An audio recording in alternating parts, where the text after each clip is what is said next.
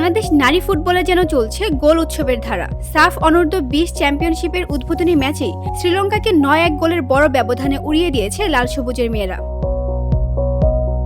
খেলার মাত্র দ্বিতীয় মিনিটেই দুর্দান্ত ফ্রি কিকে গোল করে লিড এনে দেন স্বপ্না রানী দাস। এরপর চতুর্থ মিনিটে মাঝ মাঠ থেকে বল টেনে নিয়ে গোল করেন মুনকি আক্তার। ৩৬ মিনিটে আসে সাগরিকার প্রথম গোল শিখার অ্যাসিস্টে। ৩-০ গোলের লিড নিয়ে প্রথমার্ধ শেষ করে বাংলাদেশ।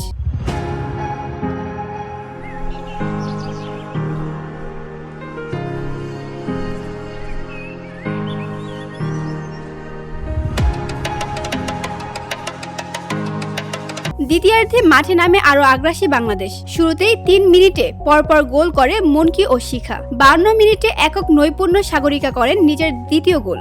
এরপর ৫৮ মিনিটে হাইট্রিক পূর্ণ করেন এই ফরওয়ার্ড। ৭৭ মিনিটে রূপার গোলে স্কোর লাইন হয় ৮-০। ৯০ মিনিটে শ্রীলঙ্কা একমাত্র সান্ত্বনার গোল পেলেও পরের মিনিটে শান্তির গোলে ৯-১ ব্যবধানে ম্যাচ শেষ হয়। সাফ অনূর্ধ্ব-20 চ্যাম্পিয়নশিপের শুরুতেই একচ্ছত্র আধিপত্য দেখালো বাংলার মেয়েরা।